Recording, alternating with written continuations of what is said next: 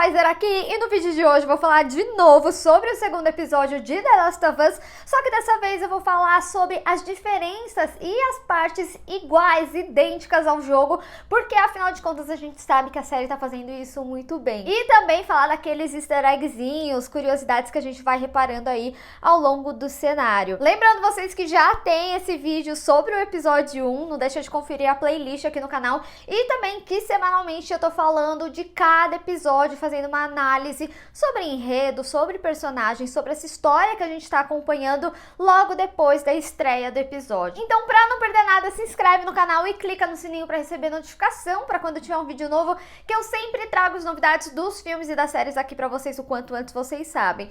Bom, gente, a primeira coisa que a gente vai falar já é o momento aí da Indonésia, porque isso é um aspecto que nem existe no jogo. Em entrevistas, os próprios produtores, o criador também, o Neil Druckmann, né, que eu sempre vivo falando dele aqui no vídeo, ele mesmo já tinha falado que eles iam construir um maior background sobre tudo o que aconteceu. E aqui essa parte da Indonésia que a gente acompanha no dia 24 de setembro, ou seja, 2 dias antes do que a gente viu ali no primeiro episódio, né, no aniversário do Joel, que teve todo o apocalipse ali no Texas. Então todo esse momento, ele é completamente novo aí na série. Inclusive eu falei sobre a importância desse momento lá na minha análise com spoilers do episódio, não deixa de conferir. Aí a gente vai para essa grande jornada, né, a gente vê os eventos após eles saírem da zona de quarentena, e é interessante porque no jogo não tem muito esse momento de estranhamento, que eles querem saber aí da história da Ellie. O que acontece no jogo, né, é muito mais ali no diálogo, e que ela acaba falando, até porque depois desse momento que eles saem da zona de quarentena,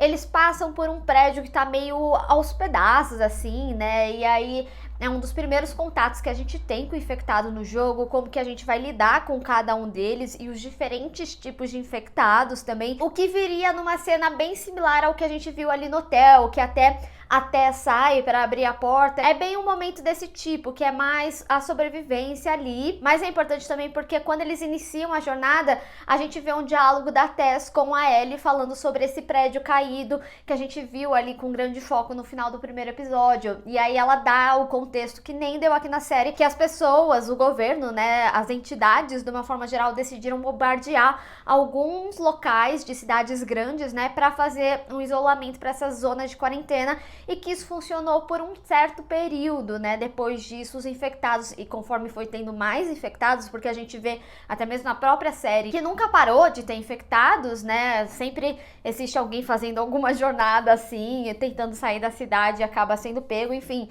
é um negócio contínuo. Então a gente vê que cada vez mais foi passando essas áreas de proteção. E tem outra coisa também, um detalhe que eu achei lindíssimo, pra quem joga o jogo sabe o quão importante é esse momento, é que quando eles estão ali na cidade, tá vendo que tá tudo abandonado, ainda não deram de cara com nenhum infectado, a gente vê um bichinho de pelúcia de uma girafa. E a girafa é uma cena muito icônica do jogo, quem jogou sabe do que se trata, e eu não vou dar esse spoiler agora, caso você esteja vendo esse vídeo a título de curiosidade das diferenças, mas saiba que a girafa é muito importante e que eles colocaram esse easter egg com esse bichinho de pelúcia, eu achei um detalhe muito fofo. Mas é muito interessante que aqui nesse episódio eles trabalham 3 cenários. O primeiro é o hotel. É até interessante porque nesse momento que a gente descobre que a Ellie não sabe nadar. No jogo já é no momento depois de passar por todo o congresso, que eles têm que fugir, eles saem correndo e fogem pelo metrô. E aí lá tá tudo inundado e a Ellie fala pro Joel que ela não sabe nadar. E aí tem até uma brincadeirinha, né, que ela fala tipo, ah, vocês vão me carregar? E ele fala, não, anda aí, super dá pra você passar, sabe? Até porque é uma missão que o jogo tem, você tem que levar a Ellie ali numa barrinha de madeira pra fazer ela passar entre lugares, principalmente são profundos, né? Mas ainda assim traz a informação de que ela não sabe nadar. E uma coisa também legal sobre esse momento ali que a Tess abre a porta é que geralmente essas missões no jogo a gente faz com o Joel, né? A Tess acaba ficando ali com a Ellie e o Joel acaba matando os zumbis, porque afinal a gente joga com ele. mas aqui a gente vê que eles fazem a conversa entre eles e que a Tess vai fazer essa missão. E aí, né, entre esses cenários, tanto do hotel, pro museu e pro congresso, tem um aspecto que é bem diferente no jogo, que eu acho que é muito importante já realçar aqui, que conforme a gente vai mudando esses cenários no caminho pro congresso, a gente vai encontrando alguns membros dos vagalumes que acabaram sendo mortos no meio do caminho.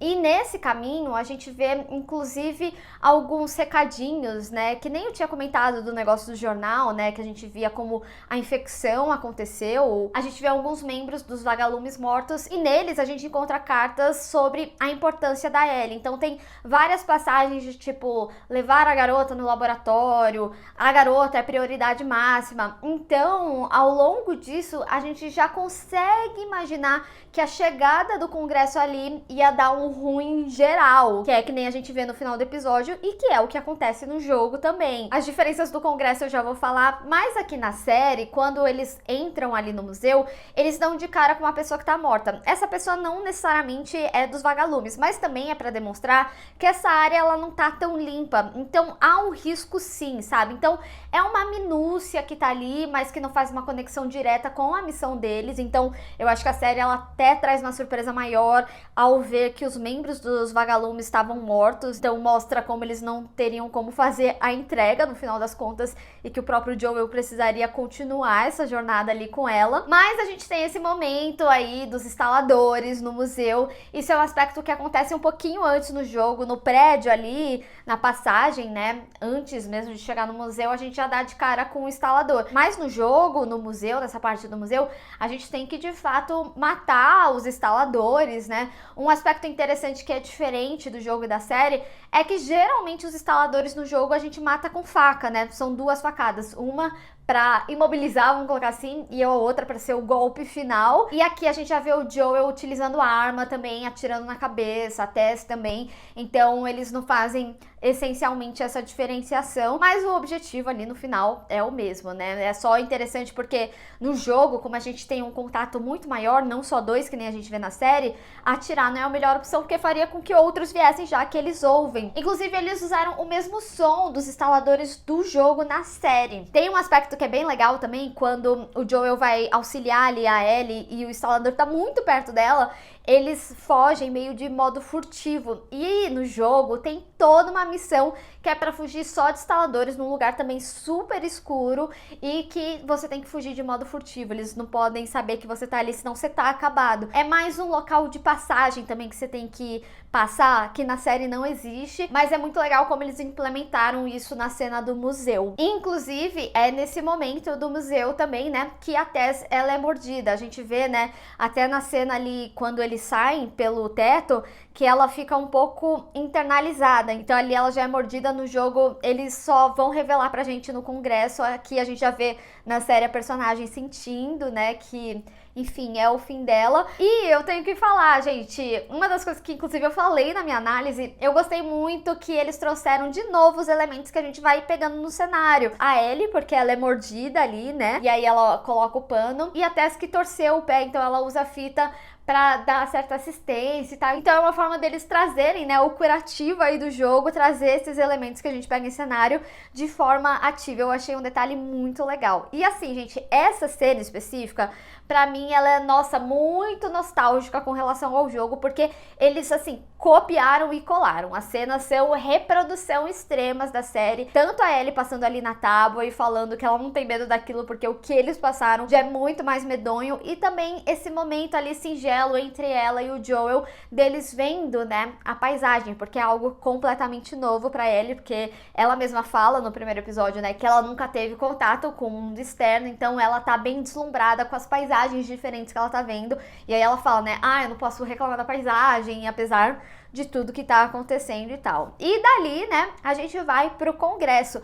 O congresso, gente, é onde a gente tem maiores diferenças e também similaridades, porque eu achei muito interessante como eles trouxeram também esse momento da fala em que a Tess se desespera falando que precisa continuar a missão, porque ali é a última parada dela e é o momento que a Ellie entende que ela foi mordida, que ela tá infectada, então que logo ela vai se transformar. E também é o momento que eles encontram os membros do Vagalume, né, mortos. Isso daí é igualzinho no jogo. A única diferença é que ao invés da gente ver infectados aí em cena, a gente vê a Fedra. Então quem vai atrás deles ali no final, no momento final, é a Fedra. Então alguns oficiais vêm e você meio que tem que fugir deles ali junto com a Ellie, e a Tess ela fica pra trás falando que vai segurar os oficiais da Fedra, já que ela tá infectada e ela vai morrer de qualquer forma, sabe? Então também existe o sacrifício ali dela, não existe o momento da explosão, apesar que assim, eu não sei se é a minha memória me enganando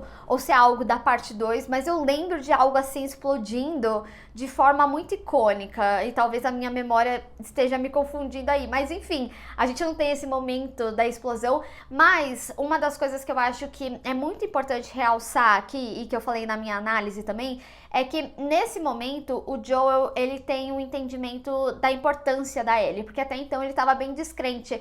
Aqui na série, eles trabalharam com o aspecto dela ter sido mordida também, além da Tess, e que com ela não acontece nada. Isso é um aspecto que no jogo o Joel ele percebe, porque quando eles estão fugindo do pessoal da Fedra, eles vão ali pro metrô, e lá no metrô, por ser inclusive também um lugar com subsolo, tem esporos. E como eu já tinha falado desde o meu primeiro vídeo aqui no canal, os esporos eles não existem. Eles substituíram os esporos com esse aspecto da conexão dos fungos, né? E de saber onde que você tá e tudo mais, pra trazer a dificuldade que nem os esporos eram. Mas no jogo, o Joel vê que a Ellie consegue ficar nos esporos sem utilizar máscara e sem também se infectar. Então eles fizeram essa substituição para justamente o Joel entender que ela foi mordida na frente dele e nada aconteceu com ela, mas que com a Tess, que foi mordida no mesmo momento, ela já estava num processo de transformação muito avançado. Então eles trabalharam essa cena um pouquinho diferente, mas com a mesma essência, né? Em que o Joel acredita que de fato a Ellie pode ser um fator de cura, uma cura que todo mundo até então acreditava que não existia. Então é muito interessante como eles trabalharam todos esses elementos aqui na série. Esse segundo episódio, especificamente, eu acho que ele traz muitos elementos do jogo, não só na forma que as cenas são construídas, que isso inclusive é um aspecto que a gente vê desde o primeiro. Inclusive, o primeiro vídeo, gente, nossa, vocês viram o trabalho que deu, são muitas cenas idênticas, é muito interessante como eles construíram as cenas, mas o que eu queria dizer também é que ele também, como jornada, é muito parecida com o do jogo. É lógico, a gente não tem esse elemento da gente ter que matar os zumbis, e como eu tinha falado na minha análise com spoilers, eles constroem momentos de tensão que substituem esses momentos de combate que a gente tem no jogo como jogador, né? Então eu acho que eles adaptaram muito bem essa parte de jogabilidade aqui no jogo, mas ainda assim trouxe muito a essência e muitas cenas super parecidas, apesar de ter alguns elementos diferentes, inclusive com essa questão de esporos, com essa questão de como eles estão conectados. Mas o principal tá ali, é o momento que o Joel acredita na importância da Ellie e também a despedida pra Tess, em que ela acaba se infectando. Mas eu quero saber de vocês, teve mais algum detalhe que vocês separaram nesse episódio e eu não falei aqui? Vamos discutir. Bem, pessoal, espero que vocês tenham gostado desse vídeo. Não esquece de deixar o seu gostei e compartilhar nas redes sociais, inclusive me segue lá, se inscreve no canal e clica no sininho para receber notificação para quando eu tiver um vídeo novo. Te vejo no próximo. Tchau!